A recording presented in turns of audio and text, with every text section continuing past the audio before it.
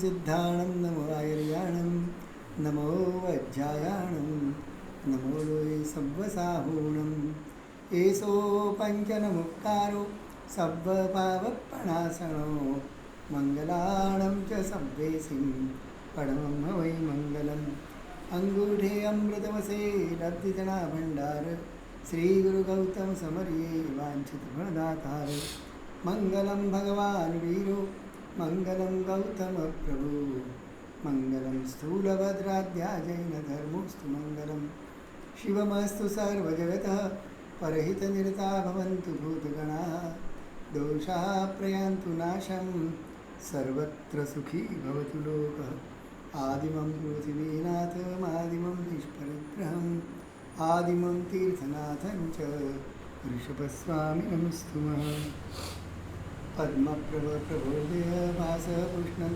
श्रियम् अन्तरङ्गारीमथने गोपाटोपादिवारुणः श्रीचन्द्रप्रभप्रभुश्चन्द्रमरीचिनीचलोज्ज्वला मूर्तिर्मूर्तस्तद्ध्यान निर्मितीव श्रियस्तुवः सुधा सोदरवाग्योत्स्ना निर्मलीकृतदैमुख मृगलक्ष्मात्मा शान्त्यै शान्तिनाथ जिनोस्तुवः यदुवंशसमुद्रेन्दु कर्मकक्षहुताशन अरिष्टनेमिर्भगवान् भूयाद्भूरिष्टनाशनः अमढे धर्मेन्द्रे च स्वोचितं कर्म कुर्वति प्रभुस्तुल्यमनोवृत्ति पार्श्वनाथ श्रियस्तुवः नमो दुर्वाररागादिवैरिवारनिवारिणे अर्हते योगिनाथाय महावीराय तायिने अज्ञानतिमिरान्धानां ज्ञानाञ्जनशलाकया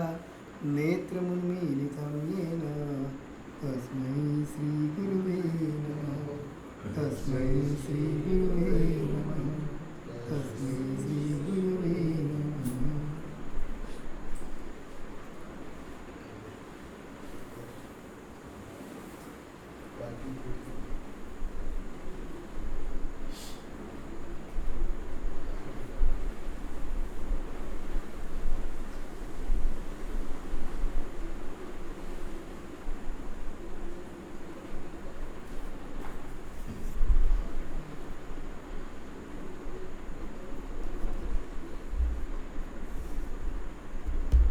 तो हम देख रहे हैं कि हमारे जीवन पर कई तत्वों का प्रभाव है। सिर्फ हमारे दिमाग से हमारा चलता नहीं, हमारे काया के बल से भी हमारा जीवन नहीं चलता। ये सारा जो ब्रह्मांड है, सारा ब्रह्मांड एक दूसरे से जुड़ा हुआ है। किसी को हम अलग नहीं कर सकते, और चाहे कितना भी अलग कर लो, मगर उसका प्रभाव वो डाले बिना रहता नहीं। अब सोचो, सूर्य कितना दूर है, हजारों लाखों मील दूर है यहाँ से, फिर भी सूर्य आकाश में उगता है तो एक तालाब में रहा हुआ कमल भी उसकी किरण पड़ते ही खिलने लगता है। कितना दूर है, दोनों के बीच में कोई तालमेल नहीं है, हजारों मीलों का अंतर है, और फिर भी उसका एक प्रभाव है कि जब तक वो सूरज उगता नहीं तब तक वो कमल का फूल खिलता भी नहीं। इस विश्व में एक चेतना की तरंग फैल जाती है सूर्य के उगते ही। नहीं तो सोचो तो सूर्य और हम कितने दूर हैं, और इतना फासला होने के बावजूद अगर सूर्य इतना प्रभाव डाल सकता है तो हर चीज़ का अपना प्रभाव है।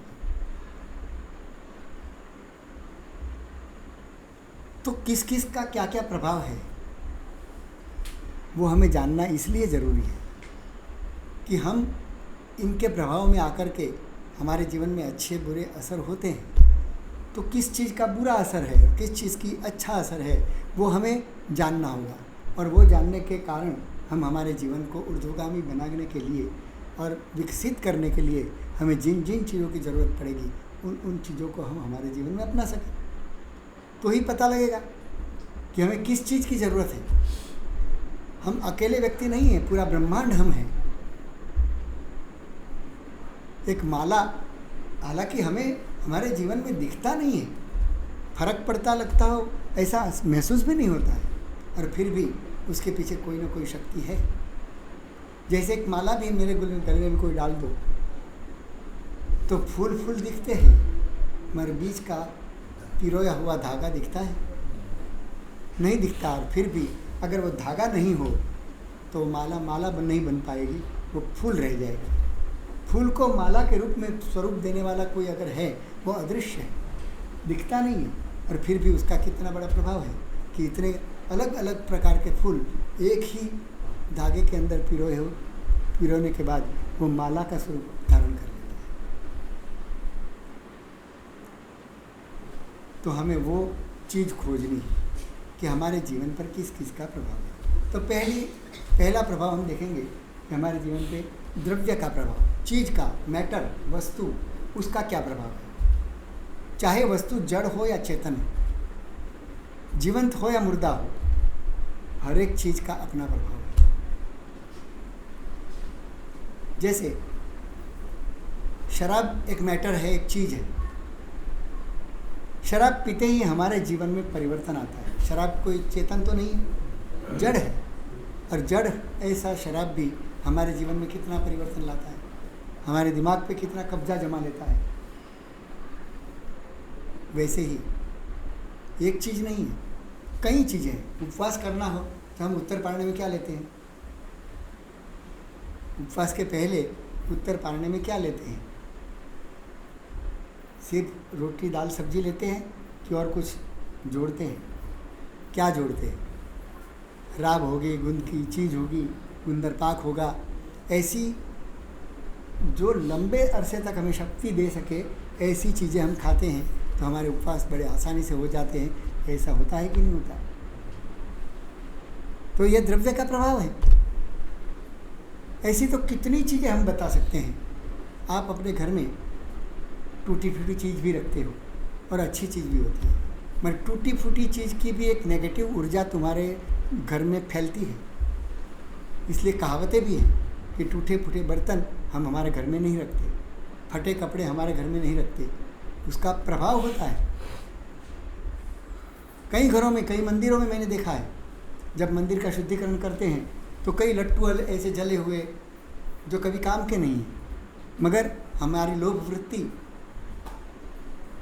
हमें फेंकने नहीं देती। हमें लगता है कभी कोई ना कोई काम में आ जाएगा, ऐसा सोच के वो टूटा फूटा जला हुआ बल्ब भी हम कहीं कोने में रख देते हैं।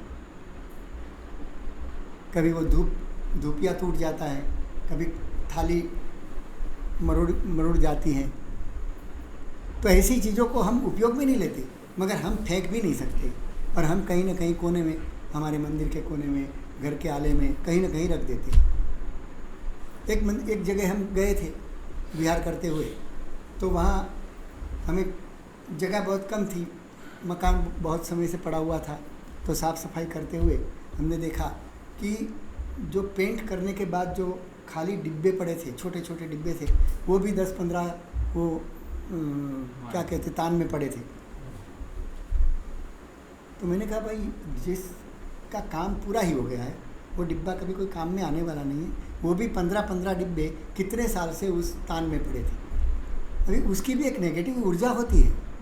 तुम्हें लगेगा कि हमारे घर में सब कुछ अच्छा है, मगर क्यों मालूम नहीं, घर में मज़ा नहीं आता।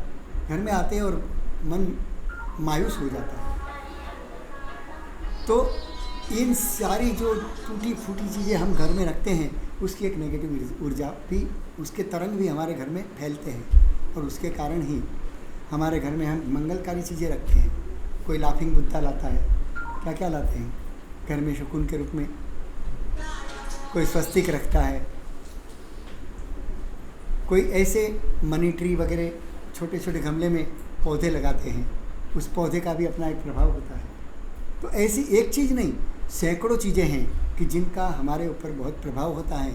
इसलिए हमारे घर में कभी ऐसी टूटी फूटी चीज़ रखनी नहीं चाहिए, वो फेंक देनी चाहिए। अगर वो संग्रह करके रखा है तो उसकी नेगेटिव ऊर्जा तुम्हें शांति नहीं लेने देगी। कल जाके घर में सारा दिवाली की तरह साफ सफाई कर लेना, कुछ भी ऐसा पड़ा हो सारा कूड़ा करकट सब निकाल देना, और फिर देखो तुम्हारे घर में कैसी एक अच्छी तरंगे चलने लगती है। ऐसे नहीं पता लगता। मैं यही उदाहरण देता हूँ। चलो ये चीज़ है तो मेटल है, जड़ है, कुछ नहीं है। चलो कौन पहलवान है मेरे सामने आ जाए, कौन आएगा? आ जाओ, ठीक है। अभी तुम देखते हैं क्या होता है। अभी देखो, मैं ऐसे रखना है। हाँ? मैं तुम्हें नीचे एक कदम आगे आना नहीं है, मैं थोड़ा वजन दूंगा और तुम्हें आना नहीं। कौन पहलवान कौन दिखता है? ये कि मैं ये दिखता है। और फिर भी देखो, तुम्हारी जितनी ताकत है जितनी ताकत हो उतनी लगा देना, आगे नहीं आना। बराबर? मैं मेरी ताकत लगाऊंगा। देखो, और कोई पहलवान आना चाहे तो देख सकता है। अभी देखो, इतना सा करता हूँ और वो अपने आप को संभाल नहीं पाती। मेरा कोई जोर भी नहीं लगा। अब ये चीज़ है, सामान्य चीज़ है। अब इनके शरीर को खाली स्पर्श होती है और कुछ नहीं। अब देखिए, अब करो। अपनी ताकत तो उतनी लगानी है।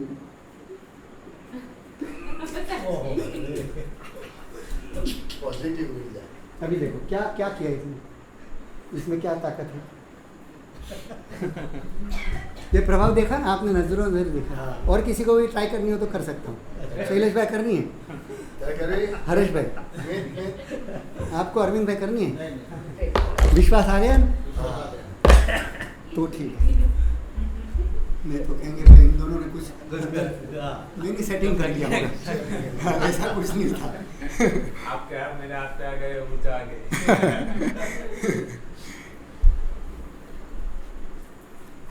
तो हर चीज़ का अपना प्रभाव होता है। इतनी सी चीज़ है, कुछ बड़ी भारी कोई चीज़ नहीं, मगर इसमें जापानीज टेक्नोलॉजी है।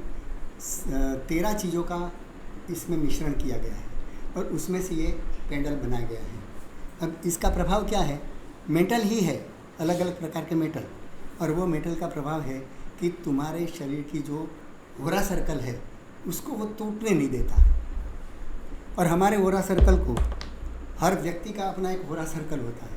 एक तेजस्वी तेज वलय होता है, जो वलय हमें दिखता नहीं है मगर उसका बहुत प्रभाव होता है। और वो तेजो वलय जो होता है, जैसी जैसी आत्मा की पवित्रता बढ़ती जाती है वैसे वो तेजो वलय बढ़ता जाता है, बहुत लंबा चौड़ा हो जाता है। और उसकी ओरा में कोई भी आया उसके ऊपर उसका प्रभाव पूरा पड़ेगा। दिखेगा नहीं, मैं यहाँ बैठा हूँ मगर मेरा प्रभाव हो सकता है इस रूम के बाहर भी पहुँच जाए। मेरे ओरा इतनी लंबी चौड़ी हो जाए, रूम के बाहर नहीं, 100 कदम तक भी चले जाए, 1000 कदम तक भी चले जाए। जितनी जितनी हमारी पवित्रता बढ़ती जाती है वैसे वैसे हमारा ओरा सर्कल निर्मल और बलवान बनता जाता है और फैलता जाता है। कोई व्यक्ति संपूर्ण समझो कि पवित्र बन जाता है तो उसकी ओरा का तो कोई सीमा नहीं होती, इतना वो फैलता है। उसकी उपस्थिति मात्र भी काम करने लगती है। तो ये द्रव्य का प्रभाव है, वस्तु का प्रभाव है।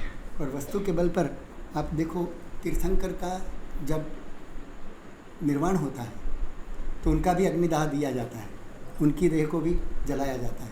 मगर जलाने के बाद उनकी दाढ़ा जो होती है, दांत, वो दांत भी देवलोक के देवता लेकर चले जाते हैं। और उस दाढ़ा का भी प्रभाव होता है कि जब देवताओं में तुमुल युद्ध होता है और न शांति, क्योंकि देवताओं के पास तो बड़ी शक्ति है और शक्ति होने के नाते वो अपने आप तो समझते नहीं, मगर उस समय उस दाढ़ का पक्षाल जल वो अगर उसके ऊपर छिड़क दिया जाए तो देवता शांत हो जाते हैं। जिस तीर्थंकर परमात्मा ने अपने जीवन में समता की साधना इतनी की है, उस समता की साधना के प्रभाव से उनका शरीर का एक एक अणु परमाणु इतना भावित हो जाता है कि मरने के बाद, जलने के बाद भी उसमें वो शक्ति बच जाती है कि उसकी दाढ़ा का अभिषेक जल अगर किसी के ऊपर छिड़क दिया तो वो शांत हो जाता है, उसका गुस्सा खत्म हो जाता है। इतना प्रभाव तो उनके जाने के बाद उनके देह में भी पड़ा रहता है। हमारे देह में वो नहीं, मगर उनके देह में वो होता है। हमारे पास एक बनारसी पंडित आए थे और वो पंडित एक वनस्पति की जड़ लेके आए थे। और वो जड़ का क्या प्रभाव था मालूम? एक वनस्पति की जड़ लेके आए थे, उसने कहा कि इतना सा टुकड़ा लेके आए थे, वो बोले इसका 700 रुपया मैं लेता हूँ, इतना सा टुकड़ा। मैंने कहा इसका प्रभाव तो कि तुम हाथ में रख लो और कोबरा को भी हाथ में पकड़ लो, कोबरा तुम्हें काट नहीं सकता। इतना प्रभाव, वो खाली वनस्पति की जड़ तुम्हारे शरीर के कहीं भी टच हो तो तुम्हारे शरीर को कोबरा टच भी नहीं कर सकता, चाहे कैसा भी उसको मल दो फिर भी वो कुछ नहीं कर पाएगा। इतनी प्रभावशाली वनस्पतियाँ हमारे पास होती हैं। यानी हमारे जीवन के ऊपर इन सब चीज़ों का प्रभाव पड़ता है। मुझे याद है कि मैं जब संसारी अवस्था में था तो कोई फ़ोटो स्टूडियो में फ़ोटो खींचने के लिए चला गया, और फ़ोटो खींचने के लिए चला गया तो वहाँ अलग अलग ड्रेस रखे थे कि कौन सा ड्रेस तुम्हें पहनना है, चाहे पठानी पहन लो, चाहे पंजाबी पहनो, जो पहनना है पहन लो, और उसका फ़ोटो। तो मैं भी फ़ोटो निकालने गया तो सोचा कौन सा पहनूं, तो सोचा चलो सैनिक का ड्रेस पहन लेता हूँ। तो मैंने सैनिक का ड्रेस पहन लिया, हाथ में बंदूक थमा दी और ड्रेस पहन लिया, बराबर मेडल वेडल सब लगा दिया इधर उधर, और फिर मुझे ऐसे खड़ा कर दिया और फ़ोटो लिया। उस समय मेरे मन में भाव जो आए, कहता हूँ अगर वो उस समय अगर वो बंदूक में गोली होती तो किसी को उड़ा देता, ऐसा भाव अंतर में पैदा हुआ। अभी मैं तो ठहरा अहिंसक जैन परिवार में जन्मा हुआ व्यक्ति, और फिर भी खाली ड्रेस बदला, उसमें मेरे भावों में कितने परिवर्तन आ गए। और ये महसूस आपने भी कहीं देखा है क्या? मुझे बताओ कि कभी किसी को पूजा के वस्त्र में सिगरेट पीते हुए देखा? पूजा की जोड़ी पहनी हो, धोती हो, खेस हो, और पूजा के वस्त्र में चेन स्मोकर होगा। अगर वो कपड़ा बदल दे और पैंट शर्ट पहन के निकले तो वो चेन स्मोकर होता है, यानी एक सिगरेट पूरी हुई नहीं कि दूसरी जला दी। ऐसा पूरा दिन पीने वाला आदमी अगर पूजा के ड्रेस में आ गया तो उसके जीवन में कोई परिवर्तन दिखता है या नहीं दिखता? आपने कभी देखा कि किसी पूजा के वस्त्र में व्यक्ति को किसी को सिगरेट पीते हुए देखा? नहीं मिलेगा। क्यों? क्या हुआ? वह व्यक्ति में कहाँ परिवर्तन आया है? फिर भी ये परिवर्तन हमें दिखता है, तो किसका प्रभाव? इसलिए हमारे यहाँ इतने वेश के ऊपर भी नियंत्रण है कि तुम सभ्य समाज में रहने वाले हो, तुम जिस समाज में जन्मे हो उस समाज का एक वस्त्र परिधान निश्चित है, ड्रेस कोड है, ड्रेस का अपना एक प्रभाव है। और इसीलिए कोर्ट में चाहे आप कितने भी अच्छे वकील हो, वकालत करना जानते हो, सालों तक एक कोर्ट में आपने वकालत की है, फिर भी अगर काला कोट पहन के नहीं गए तो तुम्हें वकालत करने मिलेगी? नहीं मिलेगी। ड्रेस का अपना एक प्रभाव है। इसीलिए हमारे यहाँ ड्रेस के ऊपर भी इतना वजन दिया गया है कि ड्रेस भी तुम सभ्य पहनो। आजकल जो समाज में विकृतियाँ आई है उसमें एक कारण वेश परिवर्तन का भी है। आज जिस प्रकार के वेश पहने जाते हैं उसके कारण भी व्यक्तियों में अनेक प्रकार की विकार और वासनाएं पैदा होती हैं। तो ड्रेस एक बहुत बड़ा बल है, मगर हम उसको नज़रअंदाज करते हैं। आहार भी, हम जो आहार लेते हैं उसका भी अपना एक प्रभाव होता है। एक घर में प्यार से बनाया हुआ खाना खाओ और जो आनंद मिले वो होटल में चाहे उससे भी अच्छा खाना मिल जाए, 1000 रुपया दे कर के भी खा लो, मगर उसमें वो संतोष की प्राप्ति नहीं होगी जो एक घर के प्यार से दिए हुए भोजन में होती है, चाहे वो सूखी रोटी ही क्यों ना हो। फिर भी उसमें एक शक्ति, एक प्रभाव मिलता है। अपने घर में जो बनता है उसमें माँ का प्यार भी जुड़ता है, जो हमें दिखता नहीं है। उस भोजन की रोटी में कहीं प्यार जुड़ा हुआ है या नहीं वो हम देखने जाए तो नहीं मिलेगा, कहीं दिखेगा नहीं, मगर एक ऐसी अदृश्य शक्तियाँ इस चीज़ के साथ जुड़ जाती हैं और उसका अपने जीवन के ऊपर बहुत बड़ा प्रभाव, गहरा प्रभाव होता है। पेड़ पौधों का भी अपने जीवन के ऊपर प्रभाव है। वास्तु के लिए भी एक नियम होते हैं कि कहाँ पर अग्नि जलाना है। घर में अग्नि भी जलाने की एक जगह निश्चित होती है, अगर उस जगह पे नहीं जलाते हो तो तुरंत ही उसका प्रभाव अलग हो जाता है। तो ये ब्रह्मांड में कितनी चीज़ें हैं और हम सारे ब्रह्मांड में एक दूसरे से इतने जुड़े हुए हैं कि जिसके कारण एक दूसरे का प्रभाव भी हमारे ऊपर बहुत पड़ता है। तो ये द्रव्य का प्रभाव है। जितना द्रव्य का प्रभाव है वैसा क्षेत्र का भी प्रभाव होता है।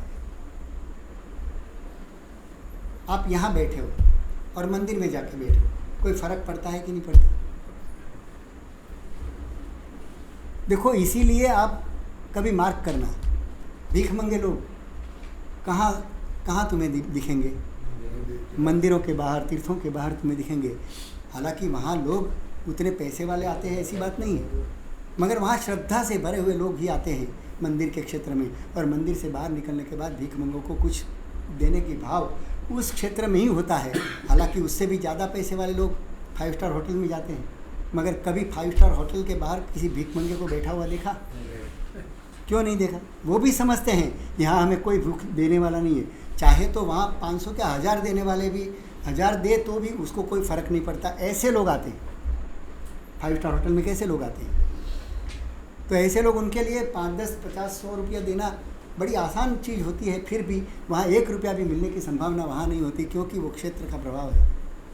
5 स्टार होटल के अंदर जाने वाला व्यक्ति, उसको दान का भाव नहीं हो सकता, वो मंदिर में ही हो सकता है। भीख मंगे लोग भी ये बड़ा अच्छी तरह से समझते हैं, और इसीलिए ऐसे स्थान पे ही वो मिलेंगे, अन्य किसी स्थान में नहीं। कहीं मस्जिद के बाहर मिलेंगे, कहीं मंदिर के बाहर मिलेंगे, मगर न किसी सिनेमा घर के बाहर दिखे। वहाँ तो लोग खर्चा करने के लिए जाते हैं, पैसा उड़ाने के लिए जाते हैं। फिर भी वहाँ किसी को भीख मंगे को 5 रुपया देने की भावना वहाँ नहीं होगी, क्योंकि वो क्षेत्र ही ऐसा है कि वहाँ भोग है, वहाँ त्याग नहीं आ सकता। तो उस क्षेत्र का प्रभाव है। और इसीलिए शंकराचार्य जी जब मठ बनाने के लिए निकले तो उन्होंने सोचा कि मैं कहाँ बनाऊँ। तो साउथ में जब गए हम्पी के पास, तो उन्होंने देखा कि वहाँ कड़ी धूप थी, और कड़ी धूप में एक मेंढक कूदते कूदते उस धूप से बचने के लिए बड़ा तेज़ी से भाग रहा था, गर्मी से बड़ा परेशान था। और उस समय एक सांप वहाँ से निकला। सांप ने अपना छत्र उस मेंढक के ऊपर धर दिया।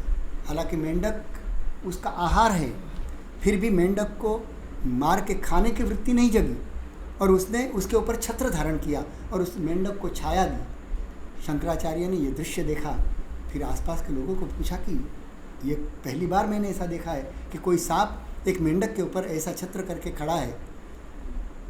तो वहाँ के आसपास के लोगों को पूछा कि यहाँ कोई ऐसी कोई महान भूमि लगती है, यहाँ कोई तब कोई ऐसी कोई व्यक्ति हुई है क्या?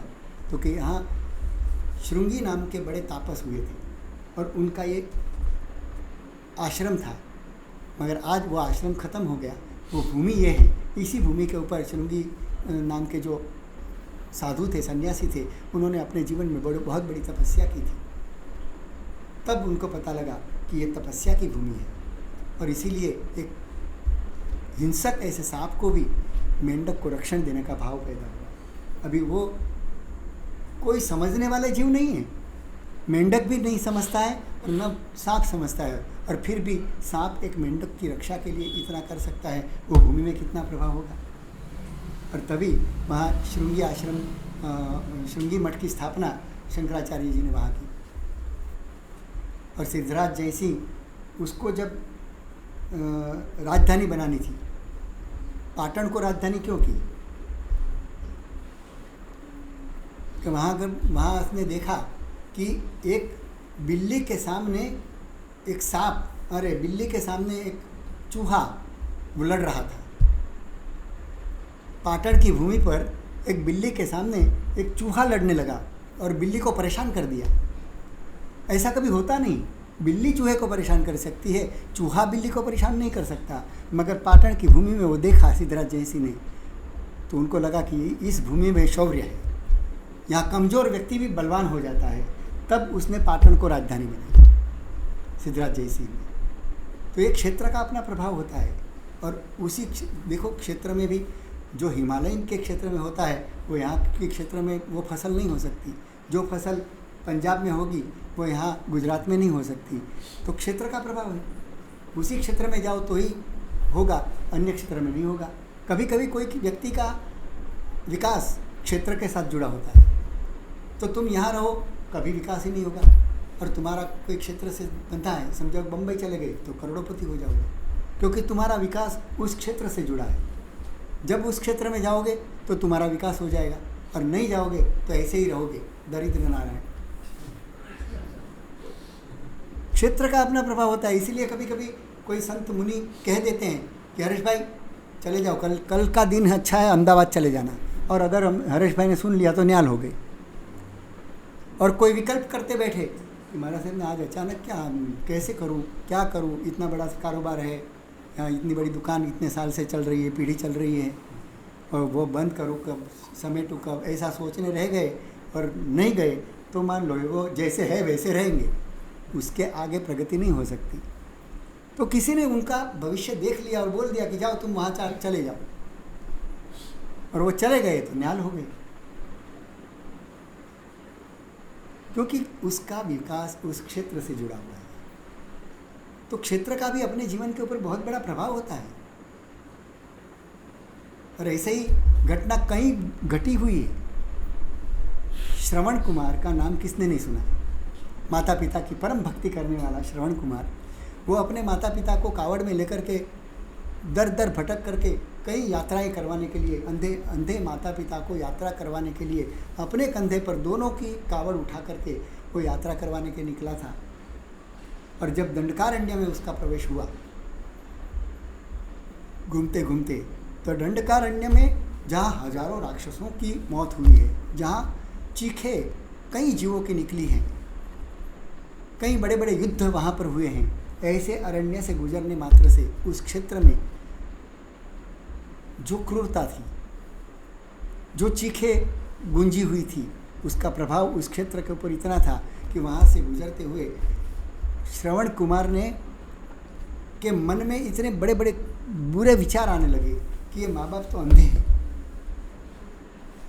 उनका मेरे ऊपर क्या प्रभाव है, मेरे ऊपर क्या उनका उपकार बड़ा है कि मैं इनको ऐसा कंधे पर ले लेके घूमता रहूं। मुझे ऐसे माँ बाप की सेवा नहीं करनी है, उन्होंने तो मेरा कुछ नहीं किया और मैं कितना उनके पीछे खप रहा हूँ। ऐसे कई प्रकार के विचार उनके मन में आने लगे। वैसे ही राम और लक्ष्मण जब दंडकारण्य से निकले तो राम और लक्ष्मण निकले, तब लक्ष्मण को भी लगा, लक्ष्मण के भावों में भी परिवर्तन आ गया।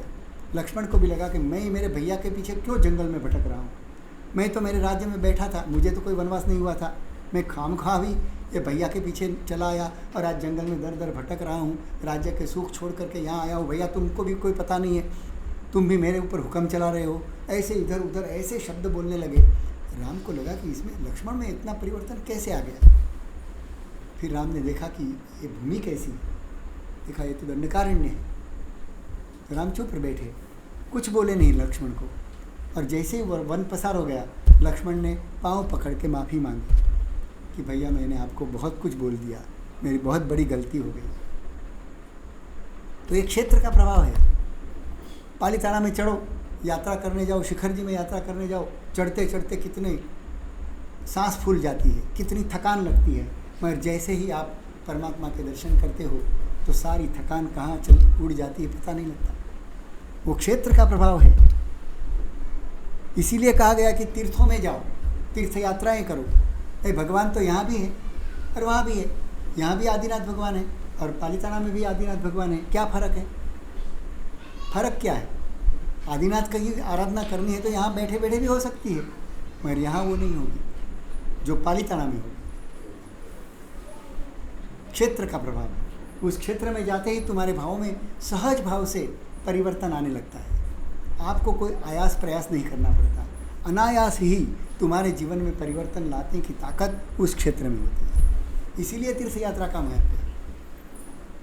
नहीं सो तीर्थ यात्रा क्यों करते? इतना खर्चा करके वहाँ जाके फ़ायदा क्या? पर्यूषण, अरे चलो सामायिक तुम घर में करो और एक उपाश्रय में जा कर के करो, कोई फ़र्क पड़ता है कि नहीं पड़ता? सामायिक ही करनी है, वही कर्मी बनते उच्चार करना है, फिर भी उपाश्रय में जा कर के करो और घर में करो, कितना फर्क पड़ जाता है। ये तुम्हारे जीवन के अनुभव हैं। तो क्षेत्र का अपना एक प्रभाव होता है।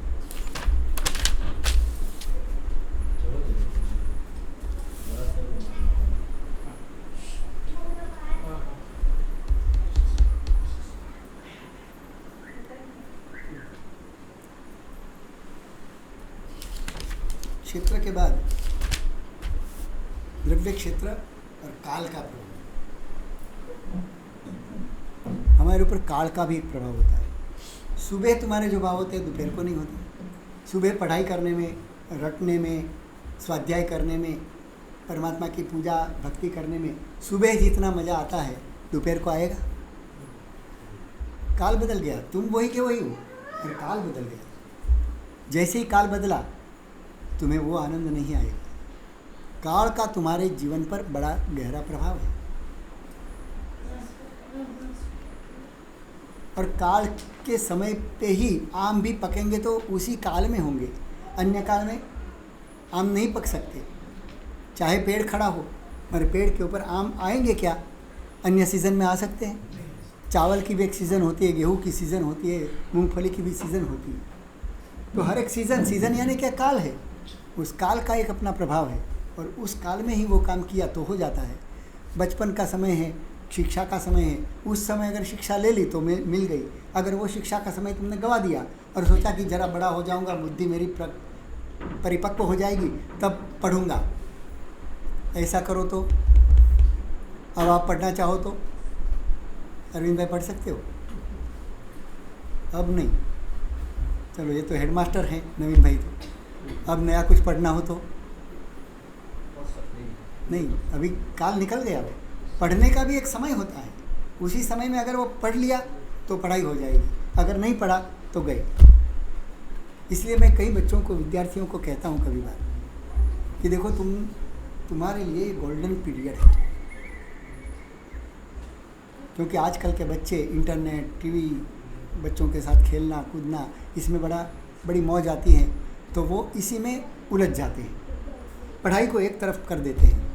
और माता पिता आज इतनी महंगाई के काल में इतना खर्च करते हैं बच्चों के पीछे, इतनी बड़ी बड़ी तगड़ी फ़ी चुकाते हैं, और इतनी फ़ी भरने के बावजूद भी बच्चे होशियार नहीं होते, बच्चों को उसकी कोई गंभीरता नहीं होती, तो वो पढ़ाई के लिए अपना ध्यान नहीं दे पाते, उनका ध्यान भटक जाता है, और भटकने के कारण उनके जीवन में जो विकास होना चाहिए वो नहीं होता है। मैं बच्चों को कहता हूँ कि देखो तुम 5वीं 10वीं कक्षा तक तो पहुँच गए हो, अब तुम्हें कितने साल मेहनत करनी है? समझो 5 साल बाकी है, 6 साल बाकी है मास्टर्स बनने में, तो 6 साल की मेहनत का फल तुम्हें कितने साल तक मिलने वाला है? भूमि, तू कौन सी कक्षा में है? 7वीं। अब तुझे कितने साल पढ़ना है? बाकी कितने साल रहे? हाँ, 10वीं के लिए 3 साल, हाँ, और फिर 10वीं के बाद 5 साल, हाँ, और मास्टर्स के लिए और 2 साल पकड़ लो, तो चलो 5 और 2 7 और 3 ये 10 साल तुझे पढ़ना है, बराबर। 10 साल के बाद तो पढ़ना नहीं ना, और पढ़ेगी, फिर तो जीवन ऐसे ही पढ़ने में जाएगा, फल कब पाएगी? हाँ, तो चलो ये मुझे बताना अभी, हाँ भूमि तुझे बताना है, 10 साल अगर तू मेहनत करेगी तो उसके फल कितने साल तक मिलेंगे?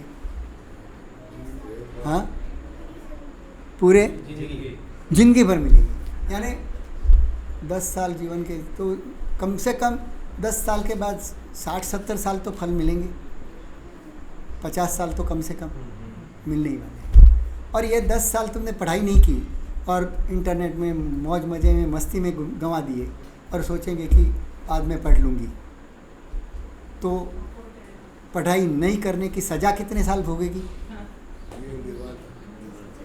वो भी जीवन भर। हाँ, अभी तुम्हें नक्की करना है कि 10 साल मौज करनी है या सज़ा भोगनी है। अगर 10 साल की शिक्षक की सज़ा भोग लोगे, शिक्षण की, क्योंकि अभी पढ़ना अच्छा नहीं लगता, स्कूल में जाना अच्छा नहीं लगता, अभी खेलना जितना अच्छा लगता है उतना पढ़ना अच्छा नहीं लगता, तो पढ़ना भी तुम्हारे लिए आज सज़ा है कि नहीं? हाँ, पढ़ने में उतना आनंद आता है जितना मस्ती करने में आता है? हाँ, नहीं आता ना, वही तो बात है, मस्ती में बड़ा मज़ा आता है। तो अभी देखो, अभी 10 साल अगर वो मेहनत कर ले तो 50 साल तक उसके फल मिलने वाले हैं, और अगर ये 10 साल उसने गंवा दिए तो 50 साल तक वो पछताती रहेगी, पीड़ा पाती रहेगी, और फिर भी कुछ भी कर नहीं पाएगी, सिवा शिकायत कि मैं उस समय पढ़ लिए होती तो आज अच्छा होता। जैसे उसकी मम्मी कहती है कि मैं पढ़ी नहीं तो आज वो उसके फल मैं भोग रही हूँ, मगर पढ़ने के लिए जा नहीं सकती। जा सकती है क्या?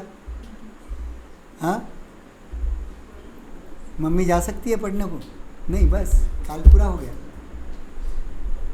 बच्चों को ये समझना है कि थोड़े साल की मेहनत और कई सालों तक उसके फल चाखने को मिलने वाले हैं, और थोड़े साल अगर हम मौज करने गए तो जीवन भर पछताओगे, जीवन भर पीड़ा पाओगे। इसलिए काल होता है, काल का अपना एक प्रभाव होता है, और इसीलिए आज मुहूर्त निकाला जाता है। क्यों मुहूर्त में दीक्षा देनी?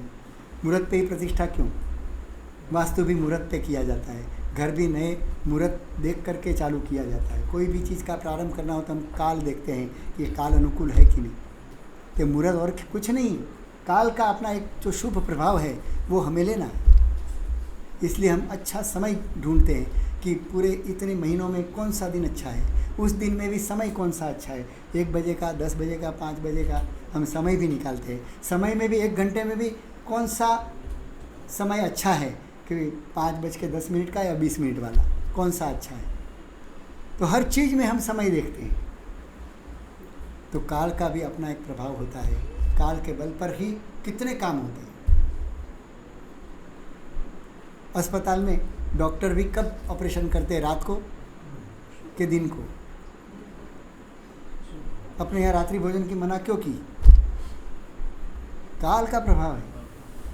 वो काल ही ऐसा है रात का कि उस समय अगर आपने भोजन किया तो वो भोजन खून के बराबर, मांस के बराबर हो जाता है। इतने जीवों की हिंसा उसके पीछे होती है जो हमें दिखती नहीं, क्योंकि सूक्ष्म जो सूर्य की उपस्थिति में जो बैक्टीरिया कभी पैदा नहीं होते वो रात में उसकी अनुपस्थिति में पैदा हो जाते हैं। हम खाली देखते भी हैं, ऐसे भी अनुभव ही है कि थोड़ी सी बारिश गिर गई और गर्मी के दिन हो तो शाम के समय कितने जीव पैदा हो जाते हैं, कितने उड़ने वाले जीव आते हैं। कब उनका जन्म हुआ, कब बड़े हुए, पता ही नहीं लगता। ये सृष्टि की लीला हमें पता नहीं लगती। इतने बड़े उड़ने वाले वो चींटे जैसे जीव होते हैं कि जो उड़ते उड़ते सीधे लाइट के पास आते हैं, हजारों लाखों की संख्या में आ जाते हैं। और इतने जीव कब पैदा हुए, कब उड़ने लायक हुए, कब इतने बड़े हुए, उनकी जीवन प्रोसेस ही हमें पता नहीं है। अचानक ही पैदा हो जाते हैं और अचानक ही इतने बड़े उड़ने लायक हो जाते हैं 24 घंटे के अंदर। 24 घंटे भी नहीं, शाम को अगर बारिश हुई और गर्मी के दिन है, बारिश थोड़ी सी हो गई और अगर रुक गई, ज़्यादा बारिश होती है तो उनकी पैदाइश नहीं हो सकती। मगर थोड़ी सी बारिश हुई, माहौल में अगर थोड़ी नमी छा गई तो उस नमी और गर्मी के कारण ऐसे जीवों की पैदाइश हो जाती है जो लाखों की तादाद में, करोड़ों की तादाद में होते हैं। हम अगर सोचें तो पता ही नहीं लगता कि ये कब जन्मे, कब बड़े हुए, कब उनको पंख आए, कब उड़ने को सीखे। और एक ही रात में उड़ने भी सीख गए, लाइट के पास आकर्षण भी हो गया और लाइट के पास आकर के कितने सुबह तक तो मर भी जाते हैं। तो एक काल का प्रभाव होता है। इस काल के प्रभाव से भी हमें प्रभाव लेना है। इसलिए अच्छा काल, अच्छा द्रव्य, अच्छा क्षेत्र, ये सब अच्छा क्यों लिया जाता है? क्योंकि सबका अपने ऊपर प्रभाव है। तो चौथा प्रभाव किसका है? द्रव्य, क्षेत्र, काल, भाव और भव। 5 का प्रभाव बहुत बड़ा है। अब भव यानी गति। तुम कौन सी गति में जाते हो? आत्मा वही का वही है, मगर गति बदलते ही सारा बदल जाता है। हम यहाँ एक जीव को भी नहीं मारते, और यहाँ से मर के अगर बिल्ली हो गई तो क्या हो गए? चूहे को भी हम सामने से झपट मार के मार डालेंगे। यहाँ हम चींटी भी नहीं मारते, और वही आत्मा अगर बिल्ली के गति में चला गया और बिल्ली बन गया तो बिल्ली बन के कितने चूहों को मारेगा। सांप बन गया तो कितने जीवों को खा जाएगा। शेर बनेगा तो क्या करेगा? बस वो भव का प्रभाव है। आत्मा चाहे कितनी भी पवित्र हो, अगर ऐसी गति में चली गई तो गति का अपना एक प्रभाव होता है। ऐसी गति में जाते ही व्यक्ति के विचार, जीवन सब कुछ बदल जाता है, कुछ भी रहता नहीं, कितना बदल जाता है। इसीलिए मनुष्य भव की कीमत है कि यहाँ सब कुछ तुम्हारे कंट्रोल में है। तुम चाहो वैसे अपने जीवन को बदल सकते हो। बाकी अन्य जीवन में कहीं कुछ चेंज नहीं आ सकता। उनको जो मिला है उसी में अपना निभाव करना है, अपना जीवन बिताना होगा। और वो अपना, उनके पास उतना दिमाग भी नहीं है कि तुम उनको ट्रेन कर सको, तुम उसको कुछ समझा सको। ऐसी गति में जाने से पहले ही हमें हमारे जीवन को संभाल लेना है। इस जीवन का जो फ़ायदा लेना है वो ले लेना है। अगर एक बार ये जीवन हमारे हाथ से गया तो समझ लो बहुत बड़ा अकस्मात है तुम्हारे जीवन का। इसलिए इसी जीवन को हमें समझना है और इसी को सफल बनाना है। तो ये भव गति, इस गति का भी इतना बड़ा प्रभाव है, तो इस गति को हमें सफल बनानी है। और पांचवा है भाव का प्रभाव। भाव यानी क्या? 10 बज गए, क्या करेंगे? कल करेंगे? पूरा तो नहीं होगा। भाव का तो बहुत बड़ा टॉपिक है। क्या ले रहा? 10-15 मिनट। चलो मुझे बताओ कि साइकिल चलाने के लिए तुम्हें लाइसेंस की ज़रूरत पड़ती है? नहीं। और बाइक चलानी हो तो? क्यों? क्यों लाइसेंस की क्यों ज़रूरत पड़े? साइकिल चलाने के लिए छूट और बाइक चलाने के लिए नहीं। कारण? जैसे साइकिल की छूट दी, बाइक की भी ले सकते हैं, और जिसको चलाना आएगा वही चलाएगा। तो साइकिल में लाइसेंस की ज़रूरत नहीं है और बाइक में लाइसेंस की ज़रूरत है। क्या कारण? पूछो किसी आरटीओ को। हाँ,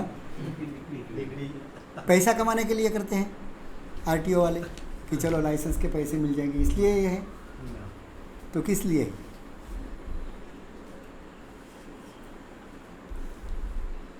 हाँ, क्योंकि वो साइकिल से खतरनाक वाहन है। वो कई लोगों का जान ले सकता है, साइकिल उतना जान नहीं ले सकता। मगर बाइक अगर किसी से टकरा गई तो तुम्हारी अपनी भी मौत हो सकती है और सामने वाले की भी मौत हो सकती है। इसलिए वो चलाने में अगर आपने कोई गफलत कर दी, कोई गलती कर दी, तो किसी की जान खतरे में आ सकती है। इसलिए तुम्हें लाइसेंस लेना बहुत आवश्यक है। और चलो बाइक का लाइसेंस मिल गया तो कार चला सकोगे? कार के लिए शैलेश भाई, कार के लिए लाइसेंस चाहिए? 4 व्हीलर कार चाहिए। अच्छा, क्यों ऐसा? हाँ, बाइक से भी ज़्यादा खतरनाक है, क्योंकि तुम कार में कई लोगों को साथ में लेके चलते हो, और एक को नहीं, एक साथ में 10-20 लोगों को भी हाँ मौत के घाट उतार सकते हो। इसलिए उसमें गलती तो नहीं चलेगी। चलो ठीक है, कार का लाइसेंस मिल गया तो ट्रक चला सकते हो। फिर ट्रक के लिए अलग लाइसेंस? क्या सिद्धांत तो एक ही है। उसमें भी गियर होता है, उसमें भी ड्राइविंग होता है, उसमें भी हॉर्न होता है, 3 नहीं तो, और एक एक्सीलेटर होता है, ब्रेक होता है, बस। और तो कुछ नहीं ना। जैसे 4 व्हीलर गाड़ी में होता है वैसे ट्रक में होता है। तो फिर 2 अलग लाइसेंस क्यों? गाड़ी जिसको आई उसको ट्रक आना ही है, क्योंकि ट्रक में वही सिद्धांत है, कोई अलग तो सिद्धांत है नहीं। तो फिर ट्रक का लाइसेंस अलग से क्यों लेना पड़ता है? उससे भी खतरनाक है। जैसे जैसे खतरनाक वाहन आएंगे तुम्हें उसकी अलग अलग ट्रेनिंग लेनी पड़ेगी, अलग ट्रेन ले करके उसके लाइसेंस लेने पड़ेंगे। और ट्रक का लाइसेंस मिल गया तो ट्रेन चला सकते हो, और ट्रेन का मिल गया तो प्लेन चला सकते हो, प्लेन का मिल गया तो अपोलो यान चला सकते हो। नहीं, हर एक के लिए तुम्हें अलग से ट्रेनिंग देनी पड़ेगी। और जितने खतरनाक वाहन आते जाएंगे उतनी ही खतरनाक ट्रेनिंग होती है, उतनी ही फ़ी भी ज़्यादा होती है, उतने ही लाइसेंस के नियम कड़े कड़े होते जाते हैं। और बिल्कुल गलती न कर सको ऐसी स्थिति में आओ तभी तुमको लाइसेंस मिल सकता है। तो अब मुझे बताओ कि सबके पास एक बहुत बड़ा खतरनाक वाहन है और फिर भी लाइसेंस नहीं लिया है। ऐसी क्या चीज़ है कि जो अगर चलाने को नहीं आया तो समझो तुम गहरी खाई में गिरोगे? जीभ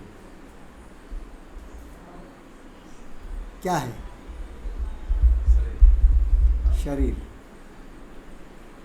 बताइए नवीन भाई। संवेदना, भाव। और कोई है? देखो सबके पास मन बड़ा मजबूत है, और मन कितना तेज़ी से दौड़ता है, कितना तेज़ है। अभी मैं मन को कहीं भेजना चाहूँ अमेरिका तो कितनी देर लगती है अमेरिका जाने में? 1 सेकंड के भी फ्रैक्शन में वो पहुंच सकता है। 1 सेकंड के भी कितने सूक्ष्म से हिस्से में वो यहाँ से अमेरिका पहुँचा। अमेरिका नहीं, देवलोक में जाना चाहूँ तो भी चला जाएगा, और नरक में जाना चाहूँ तो भी जाएगा। यानी सोचो ये कितना वेगवान वाहन है तुम्हारे पास, और उसके ऊपर सवारी करके निकले हो, और अभी इसकी ड्राइविंग लाइसेंस है? मन को चलाने का लाइसेंस है तुम्हारे पास? अच्छा नहीं हो तो क्या करते हो? चलो तुम्हें कोई लॉटरी की टिकट ले ली और तुमको एक 4 व्हीलर मर्सिडीज़ गाड़ी तुम्हें लॉटरी में लग गई और तुम्हें चलाने नहीं आती, तो फिर क्या करते हो? गाड़ी आ गई, चलाने आता नहीं है, तो क्या करते हो? हाँ, ये देखो सीधा आसान तरीका है, ड्राइवर रख दो, हम तो आराम से बैठेंगे पीछे, ड्राइवर चलाता रहेगा।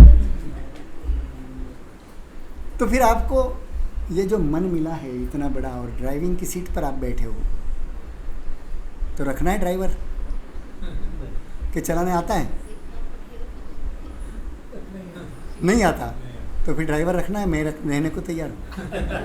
मैंने लाइसेंस लिया है, इसलिए मन को भी चलाने का लाइसेंस लिया है, मगर मेरी ड्राइविंग फ़ी बहुत है, क्योंकि मन को चलाना है, और वो भी तुम्हारे मन को, मेरे मन को नहीं। दूसरे के मन को चलाने के लिए कितनी ताकत चाहिए? रखना है ड्राइवर। हाँ, कितना लोगे ऐसा? रखना हो तो फिर बात करूँ, नहीं तो खाली बात फोकट चली जाए। तो ये मन बड़ा शक्तिशाली है, और हमारे मन का हमारे जीवन के ऊपर इतना गहरा असर है। उस असर को हमें जानना है। इस मन का सही उपयोग कैसे करना, वो हमें जानना है। वो अगर एक बार हमने सीख लिया तो समझ लो बेड़ा पार हो गया। हमारे जीवन का सबसे बड़ा चालक बल अगर कोई हो तो वो अपना मन है। मन के जरिए ही हम चलते हैं, दौड़ते हैं, सोचते हैं, सारी क्रियाएं करते हैं। उन सब का चालक बल अगर कोई हो तो वो मन है। अभी हमें इस मन को समझना है। मन की इतनी गहराई तक जाना है कि हम जैसा चाहे वैसा ही सोचें, हम जैसा करने का कहे वैसा ही वो कर सके। ऐसे अपने मन में इस मन का रिमोट कंट्रोल लेना है, और उसकी विद्या, उसका स्वभाव वो हमें जानना पड़ेगा। वो जानने के लिए कल वापस अपन 9 बजे यहाँ इकट्ठे होंगे। तब तक के लिए अलविदा। सर्वमंगल मांगल्यम सर्वकल्याण कारणम प्रधानम सर्वधर्माणाम जैनम जयति शासनम।